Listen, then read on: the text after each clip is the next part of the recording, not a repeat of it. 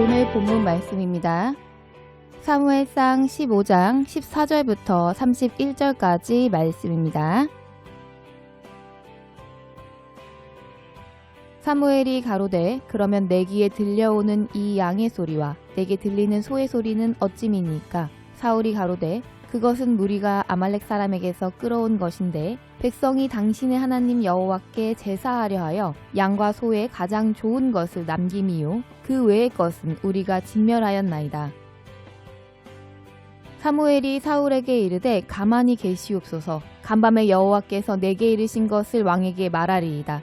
가로되 말씀하소서. 사무엘이 가로되 왕이 스스로 작게 여길 그때에 이스라엘 지파의 머리가 되지 아니하셨나이까? 여호와께서 왕에게 기름을 부어 이스라엘 왕을 삼으시고 또 왕을 길로 보내시며 이르시기를 가서 죄인 아말렉 사람을 진멸하되 다 없어지기까지 치라 하셨거늘 어찌하여 왕이 여호와의 목소리를 청종치 아니하고 탈취하기에만 급하여 여호와의 악하게 여기시는 것을 행하였나이까? 사울이 사무엘에게 이르되 나는 실로 여호와의 목소리를 청종하여 여호와께서 보내신 길로 가서 아말렉 왕 아각을 끌어왔고 아말렉 사람을 진멸하였으나 다만 백성이 그 마땅히 멸할 것 중에서 가장 좋은 것으로 길갈에서 당신의 하나님 여호와께 제사하려고 양과 소를 취하였나이다. 사무엘이 가로되 여호와께서 번제와 다른 제사를 그 목소리 순종하는 것을 좋아하심같이 좋아하시겠나이까? 순종이 제사보다 낫고 듣는 것이 수양의 기름보다 나으니 이는 거역하는 것은 사술의 죄와 같고 완고한 것은 사신 우상에게 절하는 죄와 같음이라. 왕이 여호와의 말씀을 버렸으므로 여호와께서도 왕을 버려 왕이 되지 못하게 하셨나이다. 사울이 사무엘에게 이르되 내가 범죄하였나이다. 내가 여호와의 명령과 당신의 말씀을 어긴 것은 내가 백성을 두려워하여 그 말을 청종하였음이니이다. 청하오니 지금 내 죄를 사하고 나와 함께 돌아가서 나로 여호와께 경배하게 하소서. 사무엘이 사울에게 이르되 나는 왕과 함께 돌아가지 아니하리니 이는 왕이 여호와의 말씀을 버렸으므로 여호와께서 왕을 버려 이스라엘 왕이 되지 못하게 하셨음이니이다 하고 사무엘이 가려고 돌이킬 때에 사울이 그의 겉옷자락을 붙잡음에 찢어진지라. 사무엘이 그에게 이르되 여호와께서 오늘 이스라엘 나라를 왕에게서 떼어서 왕보다 나은 왕의 이웃에게 주셨나이다. 이스라엘의 지존자는 거짓이나 변개함이 없으시니 그는 사람이 아니심으로 결코 변개치 않으심이니이다. 사울이 가로되 내가 범죄하였을지라도 청하옵나니 내 백성의 장로들의 앞과 이스라엘의 앞에서 나를 높이사 나와 함께 돌아가서 나로 당신의 하나님 여호와께 경배하게 하소서. 이에 사무엘이 돌이켜 사울을 따라가매 사울이 여호와께 경배하니라. 아멘. 우리가 경쟁자 없이 혼자서 달리기를 한다고 생각해 봅시다. 달리기의 속도는 내가 힘껏 달릴 수 있는 정도를 벗어날 수 없습니다. 그런데 만약에 누군가의 손을 잡고 달린다고 생각해 봅시다. 그 사람이 나보다 잘 달리는 사람이라면 우리는 조금 더 빨리 달릴 수 있습니다. 그런데 만약 우리의 손을 잡고 달리는 그 사람이 엄청난 속도로 달릴 수 있고 또한 엄청나게 강한 힘으로 우리를 끌어줄 수 있다면 우리의 속도는 우리의 한계를 뛰어넘게 될 것입니다. 우리가 주님의 손을 붙잡고 따라갈 때 우리는 가끔 내 속력과 내 보폭으로 주님을 따라잡기 어렵다고 느낄 때가 있습니다.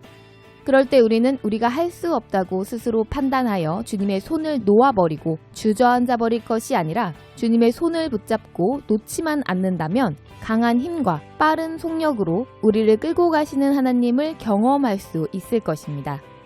우리가 어떠한 상황에서라도 주님을 놓지 않으면 주님께서는 우리를 이끌어 가시는 분입니다.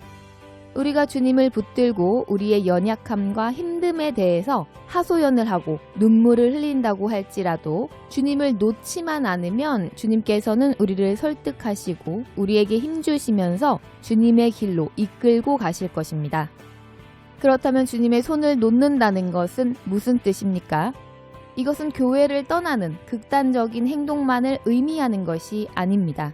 우리가 말씀을 듣고 그 말씀을 주님께서 우리에게 주시는 명령으로 듣지 아니하고 순종하지 않고자 하는 모든 마음가짐이 바로 주님의 손을 놓아버리는 것입니다.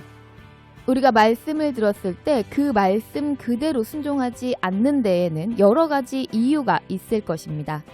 현재 자신의 환경으로 인해서 상황이 여의치 않을 수 있고 불가능해 보일 수도 있습니다. 그러나 그러한 우리의 판단은 세상사를 더 소중히 여기는 마음에 의한 선택일 뿐이라는 것을 우리는 기억해야 합니다.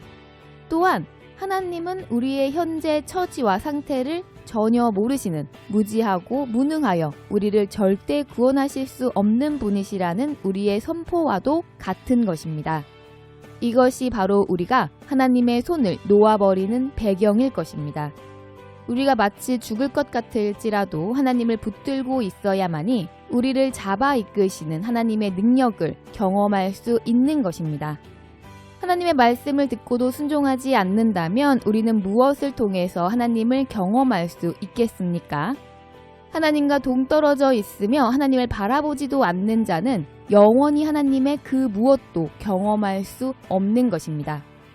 특별히 우리 모두는 본질상 진노의 자녀입니다. 우리가 하나님을 아무리 놓치지 않으려고 애를 쓰고 노력을 해도 놓아버리는 일이 발생할 수밖에 없는 것입니다. 그렇다면 그러한 상황에서는 우리는 어떻게 해야 합니까? 또한 우리가 하나님의 손을 놓아버렸다는 것을 어떻게 알 수 있습니까? 오늘 본문 말씀을 통해서 다시 한번 생각해 봅시다. 본문은 사울이 아말렉을 치러 아말렉의 성으로 출정했을 때의 일입니다. 사무엘은 사울에게 아말렉을 칠 때에 그들의 모든 소유를 하나도 남기지 말고 진멸하고 그 백성들도 살려두지 말라고 명령합니다. 그런데 사울이 아말렉을 상대로 승리를 거두고 나서는 모든 것을 진멸하는 것이 아니라 기름진 것과 좋은 것과 그 왕 아각을 진멸하지 않고 전리품으로 데려옵니다. 사무엘은 이 사실을 알고 사울을 책망합니다. 어째서 하나님의 명령에 순종하지 않고 이 많은 것들을 살려서 데려왔느냐 물었습니다. 사울은 이때 조금도 반성하지 않습니다. 오히려 좋은 것으로 당신의 하나님께 제사를 드리고 싶어 해서 그렇게 했다고 말하는 것입니다. 그때 사무엘은 사울에게 하나님께서 왕을 버리셨다고 전합니다. 그러나 사울은 하나님께 버림을 받은 것이 두려운 것이 아니라 이스라엘 백성들에게 자신이 왕으로서의 위상을 잃어버리는 것이 두려워서 사무엘에게 매달리는 것입니다. 자신이 범죄했을지라도 백성과 장로들과 이스라엘 앞에서 자신을 높여달라고 사무엘의 옷이 찢어지도록 매달리는 것입니다. 사울은 하나님보다 이스라엘 백성이 두려웠던 것입니다. 사울의 행동을 보면서 우리는 누구나 범죄할 수 있다는 것을 알 수 있어야 합니다. 그것이 바로 인간의 본성이기 때문입니다. 성경은 이것을 우리가 올무에 걸렸다고 말씀하셨습니다. 잠언서 29장에서는 사람을 두려워하면 올무에 걸린다고 기록되어 있습니다. 사람을 두려워한다는 것은 그 사람의 시선에 신경 쓴다는 것입니다. 그들이 나를 평가하는 것에 굉장히 마음을 둔다는 것입니다. 사람이 마음을 두게 되면 자연히 좋게 보이고 싶어 할 수밖에 없고 좋게 보이고 싶으면 결국 사람들의 기호에 맞춰서 행동하게 될 수밖에 없습니다. 그래서 사울은 이스라엘 백성들을 두려워하여 그들의 마음에 맞는 사람으로 보이게 행동함으로 올무에 걸린 것입니다. 그렇다면 올무란 무엇입니까? 올무란 산이나 들에서 멧돼지나 노루와 같은 짐승을 잡을 때 사냥꾼들이나 밀렵꾼들이 사용했던 간단한 형태의 덫을 말하는 것입니다. 이 짐승이 올무에 걸렸을 때는 움직이면 움직일수록 점점 더 조여오게 되어지므로 결국에는 목숨까지 잃게 만들어진 것입니다. 올무에 걸렸을 때는 바로 그 자리에서 멈춰야 합니다. 멈춰 서서 뒤로 물러서면 올무에서 빠져나올 수 있습니다. 그러나 짐승들은 올무에 걸린 것을 알았다고 할지라도 그 자리에 멈춰서야 하는 것과 뒤로 물러서서 빠져나와야 하는 것을 알만한 지혜가 없기에 계속해서 앞으로 빠져나가기 위해서 몸부림을 치게 되는 것이고 앞으로 빠져나가려고 하는 이 행동이 결국에는 죽음에 이르게 만드는 것입니다. 그렇다면 우리는 이 올무에 걸렸음을 어떻게 알 수 있습니까? 우리가 말씀에 순종하는 것이 아닌 그저 세상을 두려워하면서 세상과 발맞추며 편안하게 나아가다가 어느 시점에 우리 앞에 힘겨운 일을 만나게 되면 그것이 바로 올무라는 것을 우리는 알아야 합니다. 이 올무라는 것은 정말 무서운 것임을 우리는 알아야 합니다. 올무에 걸리면 죽음에 이르게 되어지는 것인데 본질상 진노의 자녀인 우리가 자기 생각에 맞춰 나가게 되면 누구나 올무에 걸릴 수 있기 때문입니다. 만일 우리가 오직 하나님만을 두려워하면서 살아간다면 하나님께서는 우리가 절대로 올무에 걸리지는 않게 인도해 주실 것입니다. 그러나 우리의 본성이 세상을 두려워하고 사람을 두려워할 수밖에 없으므로 우리도 알지 못하는 새에 하나님의 손을 놓아버리고 육신의 생각대로 행하여 올무에 걸리게 되는 것입니다.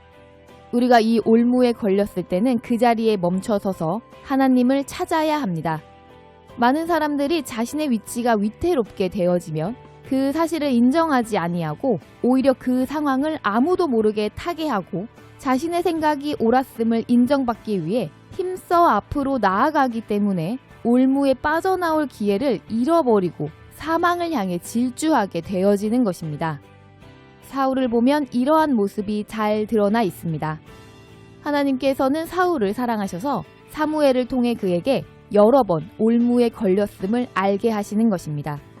그러나 사울은 오직 자신의 지위를 잃어버리는 것을 두려워하고 이스라엘을 두려워하므로 사무엘의 옷이 찢어지게 하기까지 자기의 주장을 관철시키는 최악의 상황까지 벌이며 돌아오지 못하는 것입니다.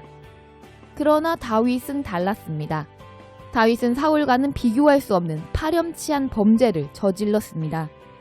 자신의 충성된 부하장군 우리아의 아내 밧세바와 간음을 저지른 것으로 모자라 우리아를 적군의 손에 붙여 불명예를 안기며 참혹하게 살해했습니다.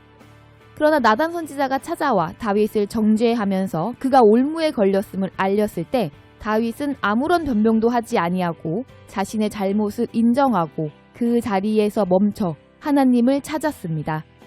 무슨 일이냐고 물었던 사무엘에게 사울이 상황을 설명한 것은 그럴듯한 대답이었을지도 모릅니다. 그저 백성들을 위하는 자신의 마음과 피치 못한 현재의 상황을 설명하는 대답이라고 생각했을지 모릅니다.